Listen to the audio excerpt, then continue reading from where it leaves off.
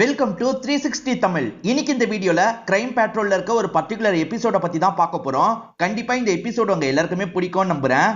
இந்த எபிசோட்ல நீங்க எதிர்பார்க்காத நிறைய ட்விஸ்ட் அண்ட் டர்ன்ஸ்லாம் வரும். ரொம்பவே சூப்பரா கொண்டு போயிருப்பாங்க. இந்த எபிசோடு ஹிந்தில மட்டும்தான் இருக்கு, தமிழ்ல அவைலபிளா இல்ல. அதனால எக்ஸ்பிளனேஷனை கண்டினியூ பண்ணி பாருங்க. எக்ஸ்பிளனேஷனுக்குள்ள போறதுக்கு முன்னாடி வீடியோக்கு ஒரு லைக் போடுங்க. அது மூலியமா இந்த வீடியோ இன்னும் நிறைய பேர்கிட்ட கொண்டு போய் சேர்க்கப்படும். மேற்கொண்டு டைம் வேஸ்ட் பண்ணாம நம்ம நேரடியா எக்ஸ்பிளனேஷனுக்குள்ள போயிடலாம். எபிசோடு ஸ்டார்டிங் சீனே பாஸ்கர்னு ஒருத்தரை காட்டுறாங்க. இவரோட வீட்டுல ஃபயர் ஆக்சிடென்ட் நடக்குது போல. இப்ப பக்கத்துல இருக்க எல்லாருமே இந்த இடத்துக்கு வந்துடுறாங்க. என்னாச்சு ஏதாச்சுன்ற மாதிரி பார்த்துட்டு இருக்காங்க. இப்ப ஃபயரை அணைக்கிறதுக்கு ட்ரையும் பண்ணிட்டு இருக்காங்க. இந்த ஃபயர் ஆக்சிடென்ட்ல யாருக்கு என்ன ஆச்சுன்னு நமக்கு தெளிவா காட்டல. அப்படியே கட் பண்ணி நமக்கு ருக்மிணின்னு ஒருத்தங்களை காட்டுறாங்க. இவங்க மனோஜ்னு ஒருத்தரை கல்யாணம் பண்ணிக்கிறதுக்காக ஒரு கோயிலுக்கு தான் வந்திருக்காங்க. நமக்கு ஸ்டார்டிங் பாஸ்கர்னு ஒருத்தரை காமிச்சாங்கல்ல, அவரோட பொண்ணா தான் இந்த ருக்மிணி இருப்பாங்க. அப்ப கல்யாணத்துக்கு ஏத்திருக்க மாட்டாரு. அதனால தான் கோயில்ல மனோஜை கல்யாணம் பண்ணலாம் நினைக்கிறாங்க. அப்ப பாஸ்கரும் ஆளுங்களும் இந்த இடத்துக்கு வந்துடுறாங்க. அவர் போலீஸுங்களை தான் இந்த இடத்துக்கு கூட்டு வந்திருக்காரு போல. போலீஸுங்களும் கல்யாணத்தை நிறுத்த சொல்றாங்க. பாஸ்கர் இருக்கார்ல, என் பொண்ணு மைனர் பொண்ணை இவன் கல்யாணம் பண்றான் அப்படின்ற மாதிரிலாம் சொல்றாரு. ஆனா பொண்ணு இருக்காங்கல்ல, நான் மேஜர் ஆயிட்டேன் அப்படின்ற மாதிரிலாம் சொல்லிட்டாங்க. ஆதாரம் இருக்கான்ற மாதிரிலாம் போலீஸ் கேட்கறாரு. என்கிட்ட எல்லா ஆதாரமும் இருக்கு சார், என் அப்பா இப்படி பண்ணுவார்னு தெரியும், அதுக்காக தான் என்னோட சர்டிபிகேட் எல்லாத்தையுமே எடுத்துட்டு வந்திருக்கேன், இதை பாருங்கன்ற மாதிரி சர்டிபிகேட்டை காட்டுறாங்க. அதுபடி பார்த்தா இவங்களுக்கு 21 வயசுக்கு மேல ஆயிடுச்சுன்றது இன்ஸ்பெக்டருக்கு தெரிய வருது. ஆனா அப்பா இருக்கார்ல, சார் இதெல்லாம் ஃபேக் சர்டிபிகேட் சார், உண்மையான சர்டிபிகேட் கிடையாது, என் பொண்ணுக்கு 17 வயசு தான் ஆகுது, கல்யாணத்தை நிறுத்துங்க அப்படின்ற மாதிரிலாம் சொல்றாரு. இப்ப இன்ஸ்பெக்டரும் டீடைலா விசாரிக்கிறாரு. அப்பதான் ஒரு விஷயம் தெரிய வருது. ருக்மிணி இருக்காங்கல்ல, வேற காஸ்ட் பையனை கல்யாணம் பண்ணிக்கலாம்ன்ற மாதிரி நினைக்கிறாங்க. அவர் வீட்ல எல்லாருமே கல்யாணத்துக்கு ஓகே தான் சொல்லியிருப்பாங்க. ஆனா பாஸ்கர் கல்யாணத்துக்கு ஏத்துக்க மாட்டாரு. இந்த கல்யாணம் நடக்க கூடாதுன்றதுக்காக தான் பாஸ்கர் பொய் சொல்றாருன்னு இன்ஸ்பெக்டருக்கு புரிஞ்சிருது.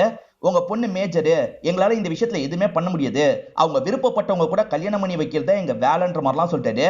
நீங்க 2 பேர் பண்ணிக்கோங்கன்னு சொல்லிட்டாரு. இவங்க 2 பேருமே இன்ஸ்பெக்டர் கண் முன்னாடியே கல்யாணம் பண்ணிக்கிறாங்க. இதெல்லாம் பாக்குற இந்த பாஸ்கருக்கு ரொம்ப கோவமா இருக்கு. மனோஜை பொறுத்த வரைக்கும் ஒரு அண்ணன் இருக்காரு. அந்த அண்ணன் இருக்கார்ல, போய் ஆசீர்வாதம் வாங்குங்கன்னு சொல்லிட்டாரு. ஆக்சுவலா பாஸ்கர் அவரோட தம்பி கூட தான் வந்திருப்பாரு. 2 பேருமே நின்னுட்டு இருக்காங்க. இவங்க 2 பேர் பக்கத்துல ஆசீர்வாதம் வாங்குறதுக்காக வராங்க. நடந்த எல்லாத்தையும் மறந்துருங்க, என்ன ஆசீர்வாதம் பண்ணுங்க மாமான்ற மாதிரி மனோஜம் விழுறதுக்காக வராரு. ஆனா அதுக்குள்ள பாஸ்கர் இருக்கார்ல, சப்புன்னு கண்ணத்துல அரைஞ்சிடுறாரு. தம்பி அரைஞ்சிட்டாருன்னு தெரிஞ்சோன்னா அண்ணனும் சண்டைக்கு வந்துடுறாரு. இப்ப 2 குரூப்புக்குள்ளயும் சண்டைலாம் ஏற்படுது. போலீஸ் கல்யாணம் முடிஞ்சிருச்சுன்னு கிளம்பியிருப்பாங்க. இந்த சவுண்ட் கேட்டு வேகமா இந்த இடத்துக்கு வந்துடுறாங்க. என்னாச்சு ஏதாச்சுன்ற மாதிரிலாம் 2 குரூப்பை பிரிச்சு விடுறாங்க. இங்க இருந்து போங்கன்ற மாதிரி பாஸ்கர் கிட்ட சொல்றாங்க. தன்னோட பொண்ணை மனோஜ் கல்யாணம் பண்ணதுல பாஸ்கருக்கு சுத்தமா விருப்பம் கிடையாது. இது முடிஞ்சிருச்சுன்னு நினைக்காத, இது இப்பதான் ஆரம்பிச்சிருக்கு, கண்டிப்பா உன்னை விட மாட்டேன் அப்படின்ற மாதிரிலாம் பாஸ்கர் கோவமா சொல்லிட்டு இங்க இருந்து கிளம்புறாரு. போலீஸ் இன்ஸ்பெக்டர் இருக்கார்ல, நீங்க கொஞ்சம் பத்திரமா இருங்க, எந்த பிரச்சனைனாலும் எங்க கிட்ட வாங்கன்ற மாதிரி சொல்லிட்டு இங்க இருந்து கிளம்பிடுறாரு. பாஸ்கருக்கு ஒரு தம்பி இருக்காருன்னு சொன்ன பாத்தீங்களா, அந்த தம்பி கிட்ட குடிச்சுக்கிட்டே பேசிட்டு இருக்காரு. கண்டிப்பா இந்த கல்யாணத்தை என்னால ஏத்துக்க முடியாது, இப்ப இவ இப்படி பண்ணதுனால என்னால வெளியே தலையை காட்ட முடியாது, இவ கதையை எப்படியாவது முடிச்சாகணும் அப்படின்ற மாதிரிலாம் தம்பி கிட்ட கோவமா புலம்பிட்டு இருக்காரு. மனோஜை பொறுத்த வரைக்கும் கன்ஸ்ட்ரக்ஷன்ல சூப்பர்வைசர் வேலை தான் பார்த்துட்டு இருக்காரு.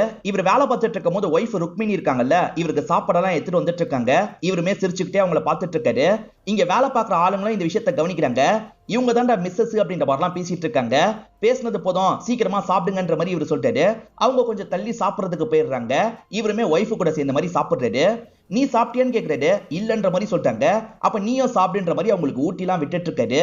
இது நடந்துட்டு இருக்கும் போது திடீர்னு இந்த இடத்துக்கு அந்த அப்பா வந்துடுறாரு. வந்தவர் இங்க இருக்க மனோஜை போட்டு பயங்கரமா அடிச்சிட்டு இருக்காரு. என் பொண்ணை ஒழுங்கா என் கூட அனுப்பி வச்சிரு அப்படின்ற மாதிரிலாம் கேட்கறாரு. மனோஜ் அதெல்லாம் முடியாதுன்னு சொல்றாரு. இதனால அப்பா கூட வந்த ஆட்கள் இருக்காங்கல்ல, மனோஜை போட்டு இந்த இடத்துல பயங்கரமா அடிச்சிட்டு இருக்காங்க. இந்த தகவல் தெரிஞ்சு மனோஜோட அண்ணன் இந்த இடத்துக்கு வந்துடுறாரு. இங்க இருக்க ஆட்களும் ஹெல்ப் பண்றாங்க. இப்ப மனோஜ் அண்ணன் இந்த இடத்துல சண்டை போடுறாரு. வந்த அப்பாவோட ஆட்கள் இங்க இருந்து வேகமா கிளம்பிடுறாங்க. இப்ப இந்த ஊருக்கு ஒரு பஸ் வந்து நிக்கிறத நமக்கு காட்டுறாங்க. பஸ்ல இருந்து ஒரு பொண்ணு இறங்குறாங்க. இந்த ஊருக்கு புதுசா வந்திருக்காங்க போல. ரொம்ப பதட்டமா தான் இவங்க வந்துட்டு இருக்காங்க. ஒரு ஏரியாக்கு போனோன்ற மாதிரி அங்க இருக்கவர்கிட்ட கேக்குறாங்க. என் வண்டியில வான்ற மாதிரி எல்லாருமே ஃபோர்ஸ் பண்ணிட்டு இருக்காங்க.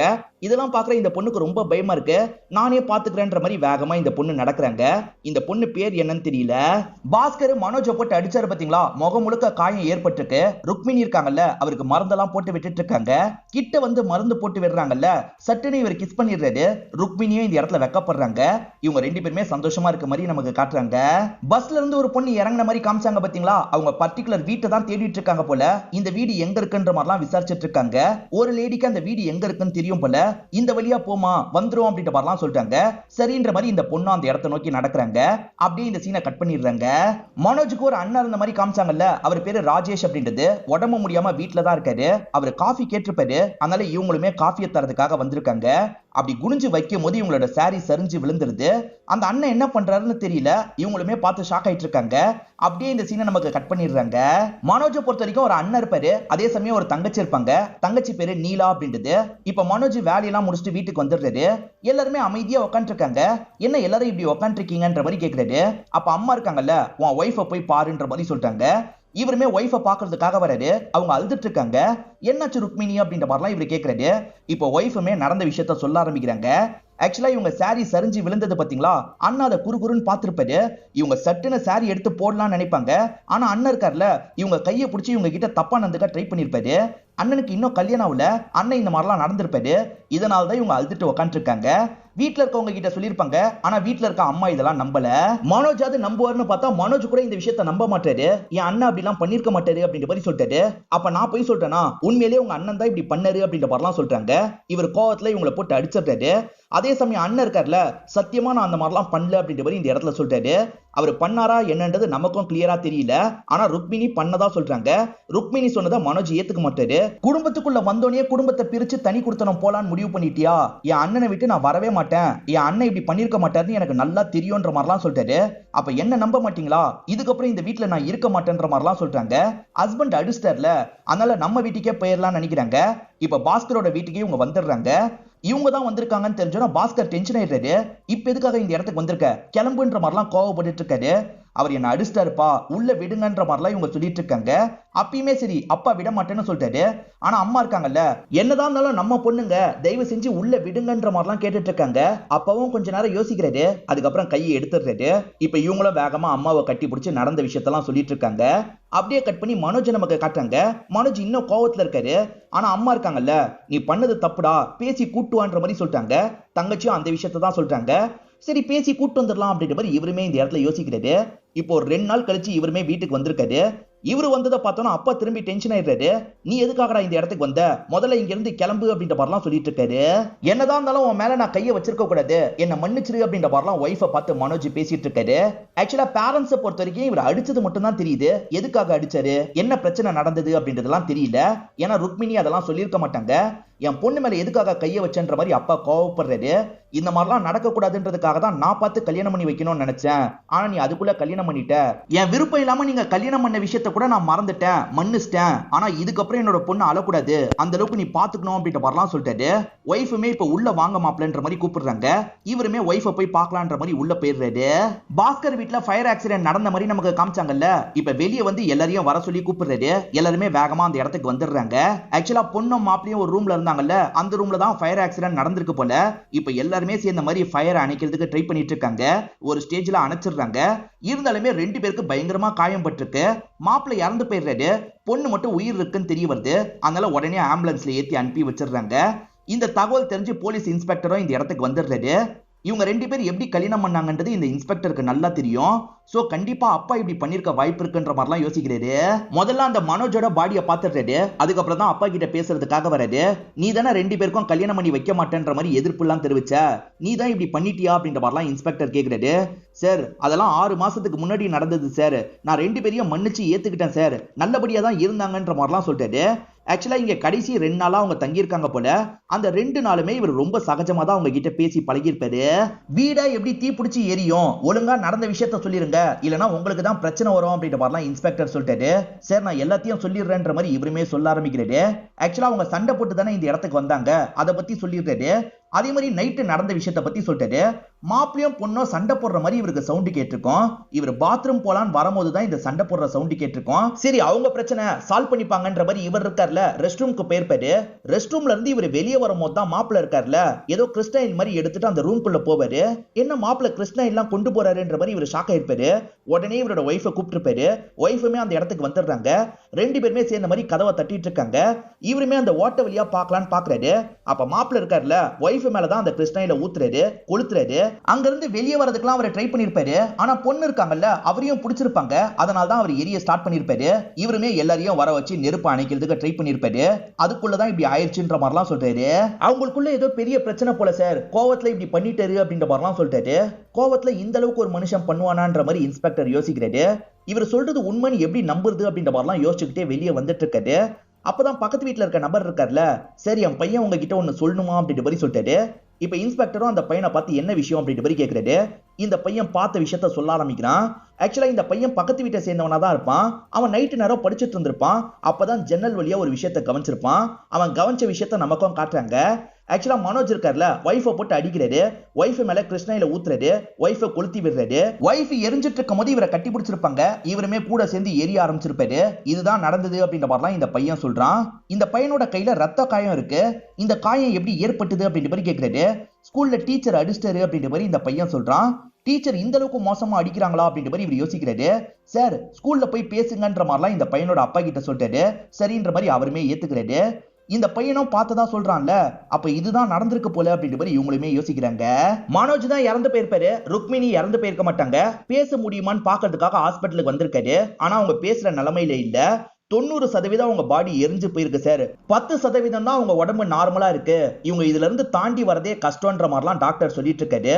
இந்த இடத்துக்கு மனோஜோட ஃபேமிலி எல்லாம் வந்துடுறாங்க. கண்டிப்பா அந்த பாஸ்கர் தான் கொலை பண்ணிருப்பாரு.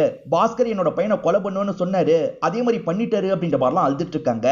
இப்ப ஃபேமிலியா சேர்ந்து பாடியை பாக்குறதுக்காக வராங்க. அடையாளம் கூட தெரியல, அந்த அளவுக்கு பாடி மாறி போயிருக்கு. கல்யாண் தப்ப கோவப்பட்டது உண்மைதான், அதுக்கப்புறம் மாறிட்டேன்னு பாஸ்கர் சொல்றாரு அப்படின்ற மாதிரி இன்ஸ்பெக்டர் சொல்லிட்டாரு. சார் அவர் மாறவே இல்ல சார், 2 மாசத்துக்கு முன்னாடி கூட ஒண்ணு நடந்தது அப்படின்ற மாதிரி ராஜேஷும் சொல்லிட்டாரு. அதாவது மனோஜோட அண்ணன் சொல்லிட்டாரு. ஆக்சுவலா அந்த கன்ஸ்ட்ரக்ஷன் இடத்துல வந்து பாஸ்கர் அடிச்சாரு பாத்தீங்களா, அதை பத்தி சொல்லிட்டாரு. நான் மட்டும் இல்லனா அன்னைக்கே என்னோட தம்பியை கொன்றுப்பாங்க அப்படின்ற மாதிரிலாம் சொல்றாரு. சரி நீங்க சொல்ற மாதிரி பாஸ்கர் தான் இதை பண்ணிருப்பாருன்னே வச்சுப்போம். எதுக்காக அந்த பொண்ணு திரும்பி அப்பாவோட வீட்டுக்கு வந்தா? உங்க வீட்டுல ஏதோ பிரச்சனை நடந்திருக்கு, அதனால தான் அந்த பொண்ணு வந்திருக்கா. என்ன பிரச்சனை நடந்தது அதை சொல்லுங்கன்ற மாதிரிலாம் இந்த இடத்துல கேட்கறாரு. ஆக்சுவலா நடந்த விஷயத்தை இவங்க சொல்ல முடியாதுல்ல, எப்படி சொல்றது அப்படின்ற மாதிரிலாம் தயங்குறாங்க. அதுவும் ராஜேஷும் ரொம்ப தயங்கிட்டு இருக்காரு. அம்மா இருக்காங்கல்ல சார், ஹஸ்பண்ட் அண்ட் ஒய்ஃப்குள்ள சின்ன சின்ன பிரச்சனை வரதானே சார் செய்யும். அந்த மாதிரி ஒரு சின்ன பிரச்சனை, அதுக்கு தான் ருக்மிணி கோச்சிட்டு போயிட்டா அப்படின்ற மாதிரிலாம் சொல்றாங்க. மற்றபடி வீட்டுக்குள்ள ஒரு பிரச்சனை நடந்தது பாத்தீங்களா, அதை பத்திலாம் சொல்ல மாட்டாங்க. ஏன்னா சொன்னா ராஜேஷ்க்கு கெட்ட பேர் வரும்ல, அதனால தான் அம்மா சொல்லாம மறைச்சிடுறாங்க. ராஜேஷும் அதை பத்தி பேச மாட்டாரு. ஒரு சின்ன பிரச்சனைனால ருக்மிணி கோச்சிட்டு போக வாய்ப்பு இல்லைல்ல, வீட்டுல வேற ஏதோ பெரிய பிரச்சனை நடந்திருக்க வாய்ப்பு இருக்கு. ஃபேமிலியா சேர்ந்து மறைக்கிறாங்க போல, அந்த ஃபேமிலியை கொஞ்சம் கண்காணிங்க அப்படின்ற மாதிரிலாம் அசிஸ்டன்ட் கிட்ட சொல்லிட்டாரு. அதே மாதிரி இந்த கேஸை க்ளோஸ் பண்ணிடலாம் நினைக்கிறாங்க. ஏன்னா அந்த பையன் சொன்ன ஸ்டேட்மெண்ட் படி பார்த்தா மனோஜ் ஒய்ஃபை எரிக்கிறதுக்கு ட்ரை பண்ணிருக்காரு, கூட சேர்ந்து இவரும் எரிஞ்சிருக்காரு. எரிஞ்சதுல தான் இறந்து போயிருக்காரு. ஒய்ஃப் சீரியஸான கண்டிஷன்ல இருக்காங்கன்ற மாதிரி நினைக்கிறாரு. கேஸை க்ளோஸ் பண்ணிருங்க பாத்துக்கலாம்ன்ற மாதிரி சொல்றாரு. இப்ப 2 மாசம் கழிச்சு வேற ஒரு ஸ்டேட்டை நமக்கு காட்டுறாங்க. இங்க துர்கா தேவின்னு ஒரு ஓனர் அம்மா இருக்காங்க. இவங்களுக்கு கீழே நிறைய பேர் வேலை எல்லாம் பார்த்துட்டு இருக்காங்க. சரோஜா வான்ற மாதிரி ஒரு பொண்ணை கூப்பிடுறாங்க. அந்த பொண்ணுமே இந்த இடத்துக்கு வந்துடுறா. அவ பார்க்க அச்சசலா ருக்மிணி மாதிரியே இருக்கா. இது ருக்மிணியா இல்ல ருக்மிணி மாதிரி இருக்க ஒரு பொண்ணான்னு நமக்கு தெரியல. இவகிட்ட சில வேலையெல்லாம் தந்துட்டு இருக்காங்க. இப்ப காசை இவ கண் முன்னாடியே எடுக்கிறாங்க வைக்கிறாங்கல்ல, அதெல்லாம் இவ குறுகுறுன்னு பார்த்துட்டு இருக்கா. இந்த வீட்லயே ரொம்ப வருஷமா வேலை பார்க்குற மூர்த்தின்னு ஒரு நபரும் இங்கதான் இருக்காரு. இவங்க குறுகுறுன்னு பார்த்துட்டு இருக்கிறத கவனிச்சிடுறாரு. என்ன அப்படி பாக்குற, கிளம்புன்ற மாதிரி சொல்றாரு. சரோஜாவும் சரின்ற மாதிரி மத்த வேலையை பாக்குறதுக்காக போயிடுறாங்க. நீங்க எதுக்குமா இவ கண் முன்னாடி லாக்கர்லாம் திறக்குறீங்க, இப்படி பண்ணாதீங்கன்ற மாதிரி சொல்றாரு. அவ அப்பாவி பொண்ணுடா, அவெல்லாம் எதுவும் பண்ண மாட்டான்ற மாதிரி துர்கா தேவியும் சொல்றாங்க. இந்த துர்கா தேவியை பொறுத்த வரைக்கும் பண்ண மாதிரி வச்சு வேலை எல்லாம் பண்ணிட்டு இருக்காங்க. கணக்கு வழக்கு பாக்குறதுக்காக பிர்ஜுன்ற ஒரு பையன் வந்திருக்கான். அவன் கூட சேர்ந்த மாதிரி தான் சரோஜாவும் வேலை பார்த்துட்டு இருக்காங்க. 2 பேருமே சேர்ந்த மாதிரி கணக்கு வேலையெல்லாம் பார்த்துட்டு இருக்காங்க. அப்ப கையெல்லாம் லைட்டா டச் ஆகுது. சரோஜா இருக்காங்கல்ல, அவனை பார்த்து பயங்கரமா வெக்கப்படுறாங்க. அவனுக்குமே ரொம்ப பிடிச்சிருக்கு போல, அவனுமே இவங்களை பார்த்து பார்த்து சிரிச்சிட்டு இருக்கான். இன்ஸ்பெக்டர் அசிஸ்டன்ட் இருக்கார்ல, வேற ஸ்டேட்ல நடந்த ஒரு கிரைமை பத்தி சொல்றதுக்காக வந்திருக்காரு. அதை பத்தி இவர் எக்ஸ்பிளைன் பண்ணும்போது நடந்த விஷயத்த நமக்கு காட்டுறாங்க. ஆக்சுவலா துர்கா தேவியை யாரோ கொலை பண்ணிருக்காங்க. லாக்கர்ல இருக்க காசெல்லாம் கொண்டு போயிருப்பாங்க. சரோஜாவும் பிர்ஜுவும் மட்டும் தான் மிஸ் ஆகுறாங்க. அவங்க 2 பேர் தான் இந்த வேலையை பண்ணிருக்க வாய்ப்பு இருக்கு அப்படின்ற மாதிரிலாம் இவர் சொல்லிட்டாரு. எதுக்காக இந்த கேஸை சொல்றன்ற மாதிரி இன்ஸ்பெக்டர் கேட்கிறாரு. ஒரு காரணம் இருக்கு சார், அந்த சரோஜாவை நீங்க பாருங்கன்ற மாதிரி இவர் போட்டோவை காட்டுறாரு. பாக்குற இன்ஸ்பெக்டருமே பயங்கரமா ஷாக் ஆயிடுறாரு. ஆக்சுவலா அந்த சரோஜா அச்சசலா ருக்மிணி மாதிரியே இருக்காங்க. ஆமாயா, என்ன ருக்மிணி மாதிரியே இருக்கான்ற மாதிரி யோசிக்கிறது. ஆக்சுவலா ருக்மிணியோட கையில ஒரு டாட்டூ இருக்கும், அதே மாதிரி தான் அந்த பொண்ணோட கையிலயும் டாட்டூ இருக்கு. அதே இடத்துல வேற இருக்கு. இதனால உங்களுக்கு டவுட் வருது. அப்ப ஹாஸ்பிட்டல்ல இருக்கிறது ருக்மிணியான்றதை நம்ம செக் பண்ணோம் அப்படின்ற மாதிரி இன்ஸ்பெக்டர் சொல்லிட்டாரு. இப்ப இவங்களுமே வேகமா கிளம்பி ஹாஸ்பிட்டல்ல இருக்க அவங்கள செக் பண்றதுக்காக வராங்க. இப்ப ருக்மிணியான்னு செக் பண்றதுக்காக கையில ஓபன் பண்ணி பாக்குறாங்க. பார்த்தா அந்த இடம் எரிஞ்சு போயிருக்கு. சோ டாட்டூ இருந்திருக்கா இல்ல இல்லையான்றதையும் உங்களுக்கு தெரியல. டாட்டூ இருந்ததா இல்லையான்றதை கண்டுபிடிக்க முடியுமான்ற மாதிரி டாக்டர் கிட்ட கேக்குறாங்க. சார் அப்படிலாம் கண்டுபிடிக்கிறது கஷ்டம் அப்படின்ற மாதிரி அவர் சொல்றாரு. ஒருவேளை இது ருக்மிணியாவே இல்லாம இருந்துட்டா என்ன பண்றது அப்படின்ற மாதிரி உங்களுக்கு டவுட் வருது. அதனால நீங்க பாஸ்கரோட டிஎன்ஏ கூட செக் பண்ணி பாருங்க, அவங்களோட பொண்ணு தானான்றதை கன்ஃபார்ம் பண்ணும் அப்படின்ற மாதிரி சொல்லிட்டாரு. டாக்டரும் சரின்ற மாதிரிலாம் இந்த இடத்துல ஏத்துக்கிறாரு. இப்ப இவங்க இருக்காங்கல்ல, அந்த ஸ்டேட்ல போய் அந்த வீட்டை பார்க்கணும்ன்ற மாதிரி யோசிக்கிறாங்க. இப்ப டிராவல் பண்ணி இவங்களுமே அந்த ஸ்டேட்டுக்கு வந்துடுறாங்க. அதாவது துர்கா தேவியோட வீட்டுக்கு இவங்க வந்து சேர்ந்துடுறாங்க. ஆக்சுவலா மூர்த்தி கொஞ்ச நாள் லீவ் எடுத்து ஊருக்கு போயிருப்பாரு. அந்த டைம் தான் இது நடந்ததா மூர்த்தி சொல்றாரு. கண்டிப்பா அவங்க 2 பேர் சேர்ந்து தான் சார் இதை பண்ணிருக்கணும். அந்த சரோஜா எப்ப பாரு லாக்கரை பார்த்துக்கிட்டே இருப்பா, நான் பல வாட்டி இந்த விஷயத்த பார்த்திருக்கேன், அந்த பிர்ஜு கூட சேர்ந்து தான் இந்த விஷயத்த பண்ணிருக்கா அப்படின்ற மாதிரிலாம் சொல்லிட்டாரு. சரி, சரோஜாவை எப்படி இந்த அம்மா வேலைக்கு சேர்த்தாங்கன்னு இன்ஸ்பெக்டர் கேக்குறாரு. வேற ஒரு வாட்டி நான் ஊருக்கு போயிட்டு வரும்போது அந்த பொண்ணு வேலை பார்த்தா, நான் பெருசா அம்மா கிட்ட எதுவும் கேட்டுக்கலன்னு சொல்றாரு. இப்ப அந்த சரோஜாவை பத்தியும் பிர்ஜுவை பத்தியும் மத்தவங்க கிட்ட விசாரிச்சு பாக்குறாங்க. மத்த எல்லாருமே என்ன சொல்லிட்டாங்கன்னா, அவங்க 2 பேருமே க்ளோஸா பழகிட்டு இருந்தாங்க சார், 2 பேருமே லவ் பண்ண ஆரம்பிச்சிட்டாங்க போல அப்படின்ற மாதிரிலாம் சொல்லிட்டாங்க. ஆக்சுவலா இந்த பிர்ஜு கஷ்டப்பட்டு வேலை பார்த்துட்டு இருக்காரு பாத்தீங்களா, அப்ப ஹெல்ப் பண்றதுக்காக இவங்க வருவாங்க. பிர்ஜு கிட்ட சிரிச்சுலாம் பேசியிருப்பாங்க. இதெல்லாம் நான் பல வாட்டி கவனிச்சிருக்கேன் சார், அவங்க 2 பேருமே சேர்ந்து தான் பிளான் போட்டு காசெல்லாம் எடுத்துட்டு ஓடிட்டாங்க அப்படின்ற மாதிரிலாம் சொல்றாங்க. அந்த சரோஜா ரொம்ப வருஷமா இந்த இடத்துல வேலை பாக்குறாளா அப்படின்ற மாதிரி கேக்குறாரு. இல்ல சார், 2 மாசம் தான் வேலை பாக்குறா அப்படின்ற மாதிரி இங்க இருக்க மூர்த்தி சொல்லிட்டாரு. அதாவது ருக்மிணிக்கு ஃபயர் ஆக்சிடென்ட் நடந்தது பாத்தீங்களா, அதுக்கப்புறத்துல இருந்து தான் சரோஜா இந்த இடத்துல வேலை பாக்குறா. சோ ருக்மிணி ஒருவேளை சரோஜாவா நடிச்சிட்டு இருக்காங்களான்னு யோசிக்கிறாங்க. இறந்து போன துர்கா தேவியோட ஆக்டிவிட்டியை பத்தி விசாரிச்சிருப்பாங்க. அவங்க கால் லாக்லாம் செக் பண்ணிருப்பாங்க. அந்த லேடி இருக்காங்கல்ல, பீமான்ற ஒருத்தங்கிட்ட அடிக்கடி போன்ல பேசுறாங்கன்னு தெரிய வருது. அந்த பீமாவை பொறுத்த வரைக்கும் இல்லீகல் வேலைலாம் பண்றவனா இருப்பான். அதாவது பொண்ணுங்களை விற்பாங்கல்ல, அந்த வேலைலாம் பாக்குறவனா இருப்பான். அவன் கூட எதுக்காக இந்த லேடி கான்டாக்ட்ல இருந்திருக்காங்க, அவனை பிடிச்சி விசாரிக்கணும் அப்படின்ற மாதிரிலாம் இன்ஸ்பெக்டர் இந்த இடத்துல யோசிக்கிறாரு. அந்த பீமாவோட வீடை கண்டுபிடிச்சு இவங்களுமே பாக்குறதுக்காக வராங்க. வீடு பூட்டு போட்டிருக்கு, அவன் வீட்டுல இல்ல போல, கிளம்பலான்ற மாதிரிலாம் யோசிக்கிறாங்க. இவங்க கிளம்பலான்னு வெளியே வரும்போது தான் அவன் பைக்ல அந்த இடத்துக்கு வரான். போலீஸ் வந்திருக்காங்கன்னு தெரிஞ்சோன்னா பீமா இருக்கான்ல, பைக் அப்படியே விட்டுட்டு வேகமா இங்க இருந்து ஓட ஆரம்பிக்கிறான். ஆனா இவங்க துரத்திட்டு வந்து அந்த பீமா ஒரு இடத்துல புடிச்சிடுறாங்க. அந்த லேடி கூட அடிக்கடி பேசியிருக்க, உனக்கும் அந்த லேடிக்கும் என்னடா சம்பந்தம் அப்படின்ற மாதிரிலாம் கேக்குறாங்க. ஆக்சுவலா அந்த லேடி வெளியே நல்லவங்க மாதிரி காமிச்சுக்கிட்டாலும் உள்ளுக்குள்ள சில இல்லீகல் வேலை எல்லாம் பண்ணுவாங்க போல. அந்த மாதிரி வேலைக்கெல்லாம் நான் ஹெல்ப்ஃபுல்லா இருந்திருக்கேன் சார். இதை தாண்டி ஒரு பொண்ணு வேணும், அடிமை மாதிரி வேலை பார்க்க வேணும்னு கேட்டாங்க. அதனால தான் ஒரு பொண்ணை விட்டன்ற மாதிரி இவர் சொல்லிட்டாரு. சரோஜாவை இவர் தான் துர்கா தேவி கிட்ட வித்திருக்காருன்றது நமக்கு தெரிய வருது. சரி, சரோஜா எப்படி வாங்கிட்ட மாட்டினான்ற மாதிரிலாம் இவங்க கேக்குறாங்க. இவர் இருக்கார்ல, எனக்கு நிறைய இடத்துல ஏஜென்ட் இருக்காங்க சார், அந்த மாதிரி ஏஜென்ட் மூலியமா தான் கிடைச்சா அப்படின்ற மாதிரி சொல்லிட்டாரு. உண்மையை சொல்லு அப்படின்ற மாதிரி இவங்க போட்டு பயங்கரமா அடிக்கிறாங்க. சொல்லிடுறேன் அப்படின்ற மாதிரி இவனுமே சொல்ல ஆரம்பிக்கிறான். ஒரு ஸ்டேட்டை மென்ஷன் பண்றான், வேற எந்த ஸ்டேட்டும் கிடையாது, ருக்மிணி இருந்தாங்கல்ல அந்த ஸ்டேட்டை தான் மென்ஷன் பண்றான். அங்க இருக்க ஒருத்தர் தான் அவரோட பொண்ணுன்னு சொல்லி வித்தாரு, எங்கேயாவது கொண்டு போயிடுன்னு சொன்னாரு, நான் கொண்டு போயிட்டேன் அப்படின்ற மாதிரிலாம் இவன் சொல்றான். அதாவது பாஸ்கர் தான் பொண்ணை வித்தாரு அப்படின்ற மாதிரிலாம் இவன் சொல்றான். அப்ப பாஸ்கர் தான் வித்தாரா அப்படின்ற மாதிரி இவங்க இந்த இடத்துல பயங்கரமா ஷாக் ஆயிட்டு இருக்காங்க. அந்த பாஸ்கரை அடிச்சு விசாரிக்கணும் அப்படின்ற மாதிரிலாம் இவங்க யோசிக்கிறாங்க. ஆனா இவங்களுக்கு ஒரு ஷாக்கிங்கான நியூஸ் காத்துட்டு இருக்கு. ஆக்சுவலா பாஸ்கரோட பொண்ணு தான் ஹாஸ்பிட்டல்ல இருக்காங்களான்னு செக் பண்ணுங்கன்ற மாதிரி டாக்டர் கிட்ட சொன்னாங்கல்ல, செக் பண்ணதுல டிஎன்ஏ மேட்ச் ஆயிருக்கு. அதாவது ஹாஸ்பிட்டல்ல இருக்கிறது பாஸ்கரோட பொண்ணுன்றது கன்ஃபார்ம் ஆயிருது. அப்ப ஹாஸ்பிட்டல்ல இருக்கிறது ருக்மிணி தானா, அப்ப ருக்மிணி சரோஜாவா மாறலியான்ற மாதிரிலாம் இவங்க யோசிக்கிறாங்க. ஒருவேளை இவன் கூட அப்பாவே வித்துட்டாருன்னு பொய் சொல்ல வாய்ப்பு இருக்கு. இவன் சொல்றது உண்மைன்னு வச்சுக்கிட்டா பாஸ்கர் சொன்னது பொய் ஆயிடும். அப்ப பாஸ்கருக்கு வேற ஏதாவது பொண்ணுங்க இருக்காங்களான்னு விசாரிங்கன்ற மாதிரி சொல்லிட்டாரு. அதே சமயம் சரோஜாவையும் அந்த பிர்ஜுவையும் புடிச்சிட்டா கேஸ்க்கு ஹெல்ப்ஃபுல்லா இருக்கும்ல, சீக்கிரமா புடிங்கன்ற மாதிரி இந்த ஸ்டேட் போலீஸ் கிட்ட சொல்லிட்டாங்க. சரி சார்னு இங்க இருக்க ஆபீசரும் ஏத்துக்கிறாரு. அப்படியே கட் பண்ணி பிர்ஜுவையும் சரோஜாவையும் நமக்கு காட்டுறாங்க. இப்ப 2 பேருமே சேர்ந்த மாதிரி புதுசா ஒரு ஸ்டேட்டுக்கு வந்திருக்காங்க. இங்க இருந்து வேற எங்கேயோ போற மாதிரி பிளான் இருக்கு போல, அதுக்கான பஸ்ஸை பார்க்கணும்ன்ற மாதிரி இவர் யோசிக்கிறாரு. நீ என் கூட அலைய வேணாம், எங்கேயாவது உட்காந்துக்கோ, நான் சாப்பாடு வாங்கிட்டு வந்துடுறேன்னு சொல்லிட்டாரு. சரின்ற மாதிரி இவங்களுமே ஏத்துக்கிறாங்க. இப்ப அவருக்காக ஒரு இடத்துல இவங்க வெயிட் பண்ணிட்டு இருக்காங்க. அசிஸ்டன்ட் பாஸ்கரை பத்தி ஃபுல்லா விசாரிச்சிருப்பாரு. அப்பதான் சில விஷயங்கள் தெரிய வந்திருக்கும். ஆக்சுவலா பாஸ்கர் பல வருஷத்துக்கு முன்னாடி வேற ஸ்டேட்ல தான் இருந்திருப்பாரு. அங்க புல்மேனியான்னு ஒருத்தங்களை கல்யாணம் பண்ணிருப்பாரு. ஒரு குழந்தையும் பிறந்திருக்கும். அந்த குழந்தை பேரு மோனிகா அப்படின்றது. பொழப்புக்காக தான் இந்த ஸ்டேட்டுக்கு வந்திருப்பாரு. இங்கதான் ருக்மிணியோட அம்மாவை பார்த்திருப்பாரு, அவங்கள கல்யாணம் பண்ணிருப்பாரு. அவங்க கிட்ட ஃபர்ஸ்ட் ஒய்ஃபை பத்தி எல்லாம் மறைச்சிருப்பாரு. நிறைய வரதட்சணை கிடைச்சிருக்கும், அதனால தான் மறைச்சு கல்யாணம் பண்ணிருப்பாரு. அதே மாதிரி புல்மேனியா கிட்ட இதுக்கப்புறம் நான் அந்த பக்கமே வரமாட்டேன், உனக்கும் எனக்கும் எந்த கான்டாக்டும் இல்லன்ற மாதிரி அவங்களை அத்து விட்டுருப்பாரு. ஒருவேளை அந்த மோனிகாவும் ருக்மிணியும் பார்க்க ஒரே மாதிரி இருக்க வாய்ப்பு இருக்குன்ற மாதிரிலாம் இன்ஸ்பெக்டர் யோசிக்கிறாரு. மோனிகாவோட போட்டோ வேணும்ன்ற மாதிரி கேட்கிறாரு. சார், அதுல ஒரு பிரச்சனை இருக்கு. ஆக்சுவலா புல்மேனியா கூட தான் மோனிகா சின்ன வயசுல எல்லாம் இருந்திருக்காங்க.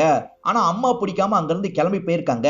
புல்மேனியாவும் பொண்ணை தேடி அலையில, அப்படியே விட்டுருக்காங்க அப்படின்ற மாதிரிலாம் இவர் சொல்லிட்டாரு. சோ மோனிகா எங்க போனாங்க என்ன ஆனாங்கன்றது யாருக்குமே தெரியல. அவங்க பார்க்க எப்படி இருப்பாங்கன்றதோ இவங்களுக்கு தெரிய மாட்டேங்குது. பிர்ஜுவும் சரோஜாவும் சேர்ந்த மாதிரி எந்த பகுதிக்கு போகணும்னு நினைக்கிறாங்கன்னு நமக்கு கிளியரா தெரியல.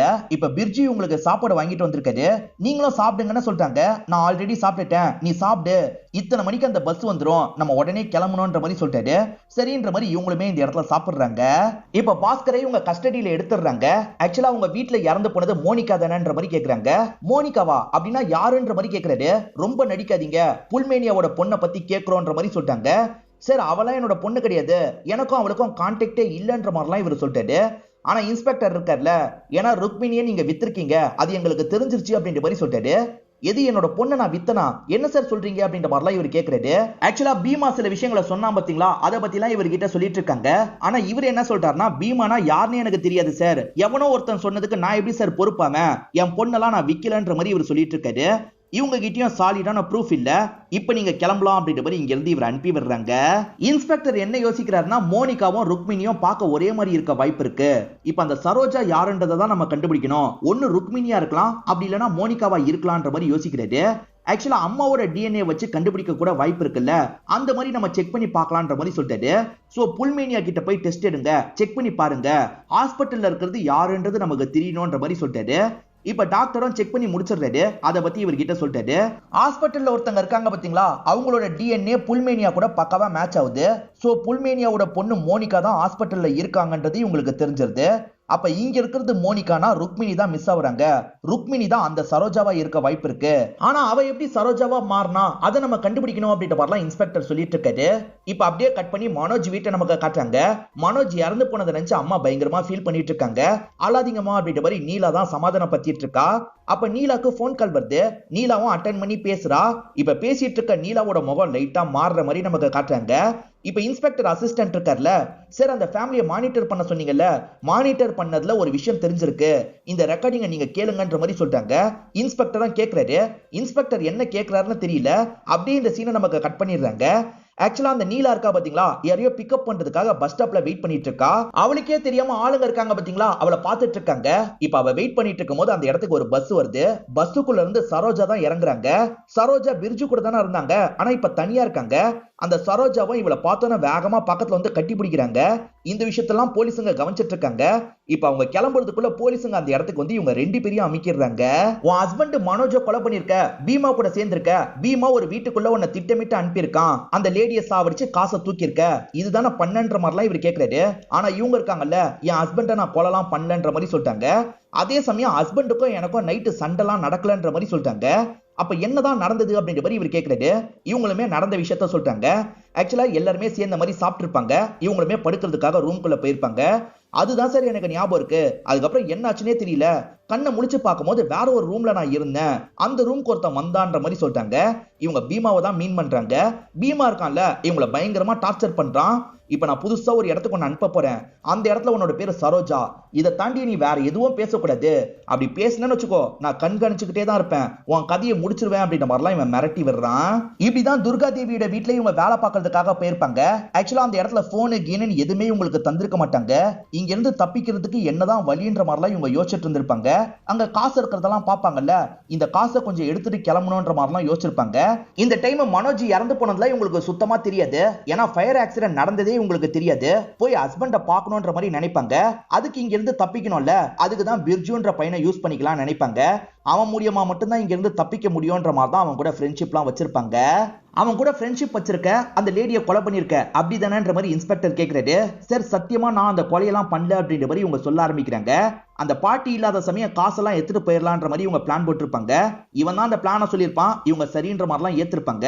அந்த பிர்ஜு லாக்கரை ஓபன் பண்ணி காசை எடுக்கலாம்னு நினைக்கிறான். நிறைய கட்டு இருக்கும், ஆனா இப்போ ஒரே ஒரு கட்டு தான் இருக்கு, ஒரே ஒரு கட்டு தான் இருக்கு, பாட்டி இடம் மாத்திட்டாங்க போல அப்படின்ற மாதிரிலாம் சொல்லிட்டு இருக்கான். சீக்கிரம் எடு கிளம்பலான்ற மாதிரி இவங்க சொல்றாங்க. அப்போ ஒரு ஜாடியை தெரியாம தட்டி விட்டுறாங்க. அந்த சவுண்ட் கேட்டு பாட்டி இருக்காங்கல்ல, இந்த இடத்துக்கு வந்துடுறாங்க. ரெண்டு பேரும் என்ன பண்ணிட்டு இருக்கீங்க அப்படின்ற மாதிரிலாம் கேக்குறாங்க. சரோஜா மன்னிப்பு கேட்டு இந்த சிச்சுவேஷனை சமாளிச்சிடலாம் நினைச்சிருப்பாங்க.